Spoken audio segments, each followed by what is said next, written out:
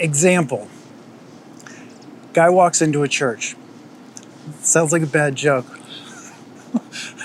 Maybe like an Uber drops him off or he gets bumped or something, but he's sitting in the back row of a church now. And he decides, okay, I'll be a good sport, and he stays.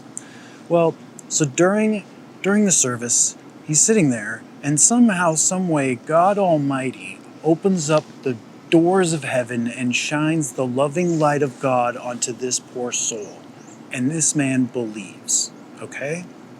So what does he do after the service? He goes up to the pastor and he says, Pastor, I believe in Jesus. The pastor says, well, that's good news. That's what we want to happen on Sunday morning. So the guy says, well, yeah, but you say the harvest is plentiful, the workers are few, and we're not just supposed to hear this, we're supposed to do this. Like living out all of the, the one another's, carrying the burdens and loving the lost and least of these. And I'm here to be free labor in the harvest. I'm essentially a free missionary. You don't need to give me I don't need food or a house or transportation. God told me that you have a cross for me, Pastor, and I want my cross. And the pastor's like, I don't know what to do with this guy. So he says, okay, come back next Sunday. So the guy shows up next Sunday, listens to the sermon, goes up to the pastor, and he says, Pastor, that was a great sermon. I believed you last week, and I believe you this week. But I don't know if you understand, like, I'm here to live out the self-sacrificial life of Jesus with the body of believers consistently in the neighborhood, overflowing the love of God onto the neighborhood. I'm here to live it out. And the pastor says, okay, join a small group. So the guy joins a small group. 3 months, 6 months, 9 months go by.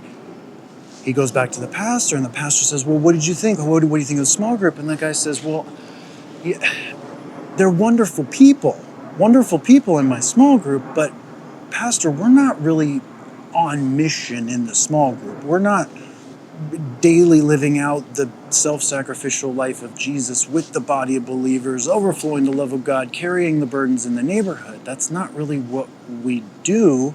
It seems to be more of, and they're great people, but it seems to be more of a 2-hour, once-a-week biblical discussion group. Sunday morning was the lecture. Wednesday night is the discussion section for 2 hours. It's essentially sitting in chairs and talking about Jesus. On Sunday morning, we sit in chairs and you talk about Jesus. And then on Wednesday night, we all sit in chairs and we all talk about Jesus. And he says, Pastor, please tell me there's more to this than me showing up on Sunday and watching you use your spiritual gift of teaching while I sit in the chair. I'm here to give my life away. And the pastor's just like kind of gutted because he doesn't really have a response. It's like, well, this is what we've got. Oh. And I don't think it's because the pastor is a bad guy. I think it's because this church model was not designed for this. This church model was designed to produce Sunday services. And Jesus never asked for a Sunday service.